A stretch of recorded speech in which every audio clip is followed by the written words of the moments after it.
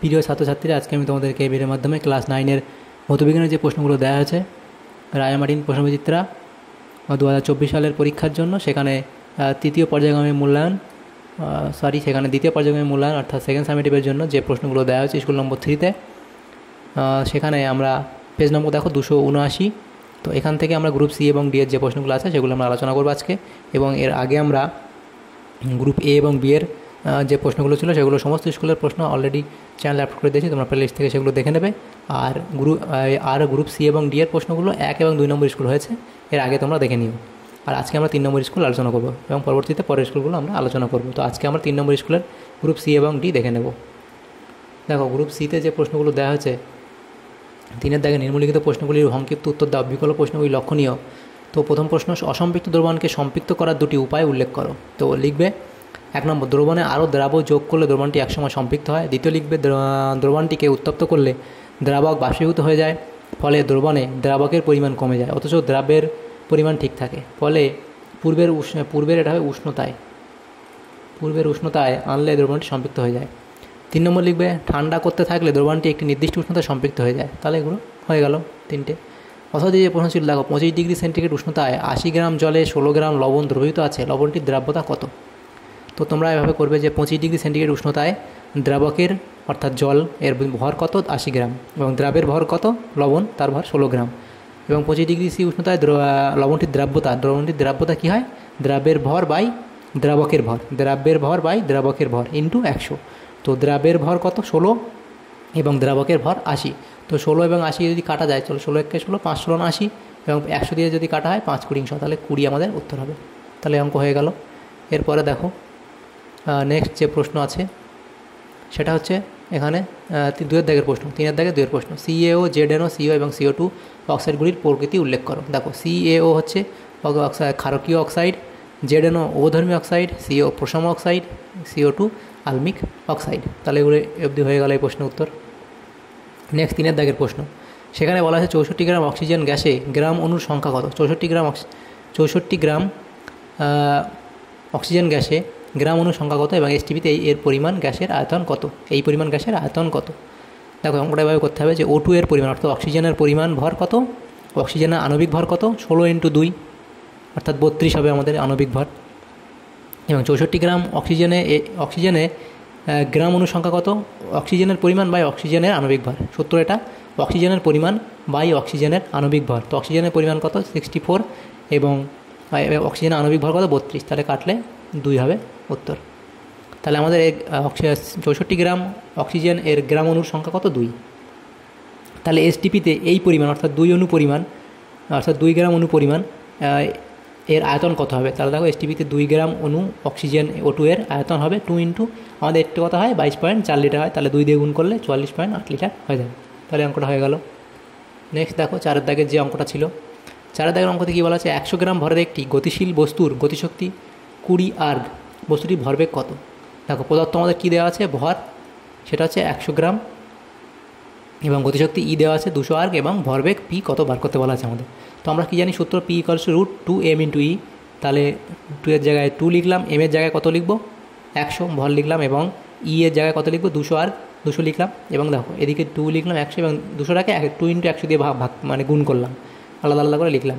তাহলে 2 2, তার মধ্যে একটা 2 বাইরে বেরিয়ে আসবে, এবং 2 100 মধ্যে একটা বাইরে বেরিয়ে আসবে। তাহলে 100 × 200 হবে উত্তর, অর্থাৎ বস্তুটির ভরবেগ 200 গ্রাম সেন্টিমিটার/সেকেন্ড। তাহলে এটা হয়ে গেল অঙ্কটা। নেক্সট দেখো, যে অঙ্কটা ছিল 4-এর দাগের অথবা দিয়ে যে প্রশ্নটা ছিল, গতিশীল বস্তুর ভরবেগ ও গতিশক্তির গাণিতিক সম্পর্ক স্থাপন করো। দেখো, m ভরের একটি বস্তুর বেগ v হলে এবং তার গতিশক্তি E হলে E = ½ mv²। সেখানে দেখো, ½ mv² = E, v² ক্যালকুলেশন হবে 2E/m, এবং v = √2E/m হয়ে যাবে। বস্তুটি ভরবেগ p = m × v m × v এর জায়গায় আমরা এটা লিখতে পারি, এটা লিখব। এবং তারপরের লাইন দেখো, আমরা এই এমটাকে √m × √m লিখলে মানে আমরা একটা এমটাকে √m × √m লিখতে পারি। দেখো, √m × √m, যদি এবার তারপরের লাইন কী হবে, √m², তাহলে তো একটা এম বেরিয়ে আসবে। তাহলে আমরা এমটাকে এভাবে লিখতে পারি। তো সেটাই লেখা আছে, লিখে পরে এই এম কেটে দিলাম, এই √m এবং এই নিচে √mটা কেটে দেওয়ার পরে তাকে এই দুটো কেটে দিলে থাকবে কি, দেখো, √m × √2e, সেখান থেকে √2e গুণ হয়ে যাবে 2me।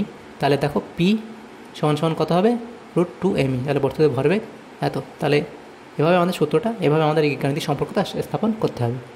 পরে 5 দাগের যে প্রশ্নটা ছিল সেখানে কী বলা আছে দেখো, আর্কিমিডিসের সূত্রের সাহায্যে কী কী বিষয় জানতে পারা যায়।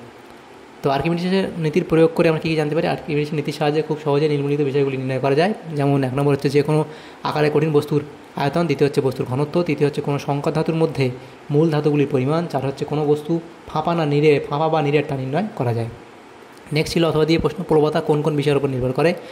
বস্তুর উপর প্রবাহীর প্রবণতা নিম্নলিখিত বিষয়গুলির উপর নির্ভর করে। 1 নম্বর বস্তু নিমজ্জিত অংশের আয়তন, দ্বিতীয় হচ্ছে তরলের ঘনত্ব এবং তৃতীয় হচ্ছে অভিকর্ষ ত্বরণ। তাহলে গ্রুপ সি এর এই প্রশ্নগুলো ছিল, সমস্ত প্রশ্ন উত্তর আমরা করে নিলাম এখানে। এরপরে দেখো গ্রুপ ডিতে যে প্রশ্নগুলো আছে, দেখো গ্রুপ ডিতে 4 দাগে বলা হয়েছে নিম্নলিখিত প্রশ্নগুলো উত্তর দাও, বিকল্প প্রশ্নগুলি লক্ষণীয়। তো প্রথম প্রশ্ন, 4 ডিগ্রি সেন্টিগ্রেড উষ্ণতায় 1 লিটার জলের মধ্যে অক্সিজেন পরমাণুর সংখ্যা নির্ণয় করো। তো এখানে দেখো ভর কত, ভর ইকুয়ালস টু কী হয়, ঘনত্ব ইন্টু আয়তন। জলের ঘনত্ব কত জানি, 1 গ্রাম পার সেন্টিমিটার কিউব, এবং পদার্থ আছে কি ভি, জলের যে কতটা পরিমাণ আছে সেটা হচ্ছে 1 লিটার, সেটাকে আমরা সেন্টিমিটারে কনভার্ট করলে দেখো এটা হবে। তারপর দেখো এখানে তাহলে আমরা এম ইকুয়ালস টু কী লিখতে পারি, ডি ইন্টু ভি, তাহলে ডি এর জায়গায় লিখলাম 1 এবং ভি এর জায়গায় 1000 লিখলাম, তাহলে আমাদের 1000 গ্রাম হলো। আবার 18 গ্রাম জলের আণবিক ভর কত আমরা জানি, H2O, তাহলে একটা দেখো H2O হাইড্রোজেনের কত 1, তার দুটো হাইড্রোজেন 2 × 1, অক্সিজেনের 16, তাহলে 2 × 2 আর 16 18, অর্থাৎ 18 গ্রাম জলে অণুর সংখ্যা কত 6.02 × 10⁻23, এতটি আমরা জানি। এবং 1 গ্রাম জলে অণুর সংখ্যা কত, এত বাই 18, 1000 গ্রামে কত হবে সেটা বার করতে হবে। তো এটা ক্যালকুলেশন করলে আমাদের এই আটা আসবে। তারপর কি করব, আবার প্রতিটি H2O অণুতে, অর্থাৎ জলের অণুতে অক্সিজেন পরমাণুর সংখ্যা একটি, H2O তো একটা এখানে থাকে, অক্সিজেন পরমাণু থাকে, অতএব নির্ণেয় অক্সিজেন পরমাণুর সংখ্যা কত হবে, এত ইন্টু 1, যদি দুটো থাকতো তাহলে 2 হতো, এত ইন্টু 1 মানে এত, 3.34 × 10⁻25, তাহলে এটা আমাদের উত্তর হবে। নেক্সট দেখো 2 দাগের প্রশ্ন, এগুলো তোমরা বই থেকে পাবে, এইগুলো প্রশ্ন তোমরা পেয়ে যাবে, তো সেগুলো আমরা শুধু অঙ্কগুলো করে দিচ্ছি সেই জন্য। তারপর দেখো এখানে 3 দাগের প্রশ্ন, এগুলো তারপরে এগুলো পাবে তোমরা।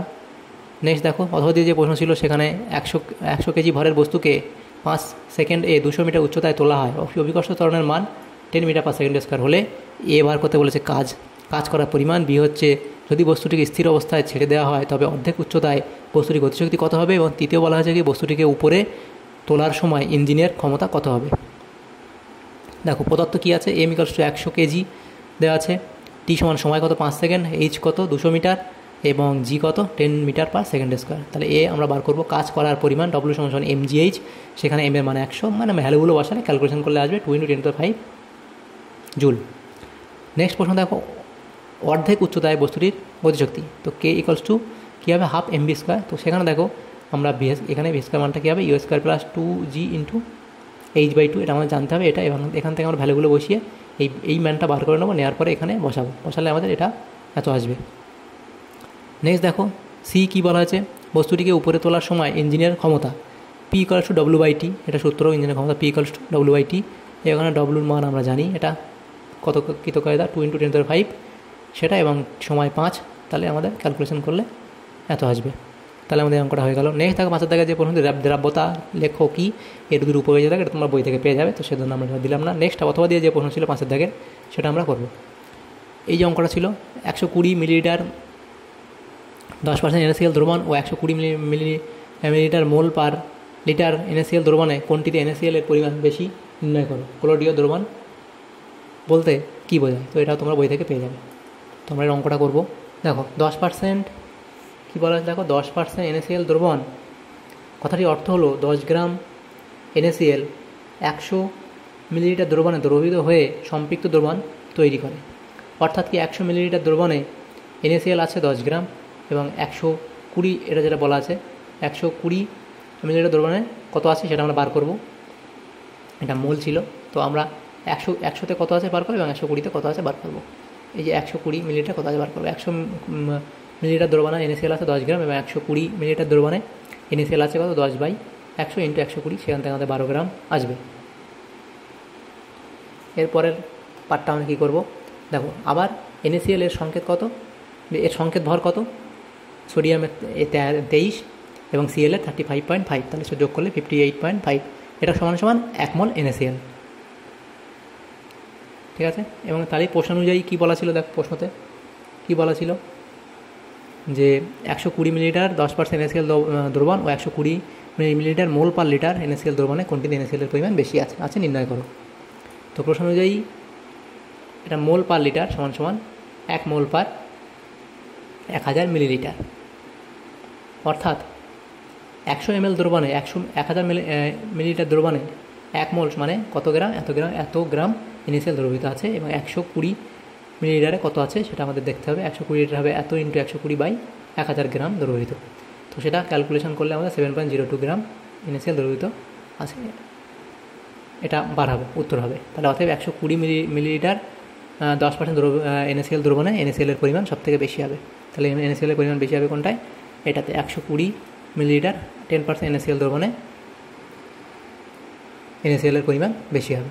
তাহলে অঙ্কটা হয়ে গেল।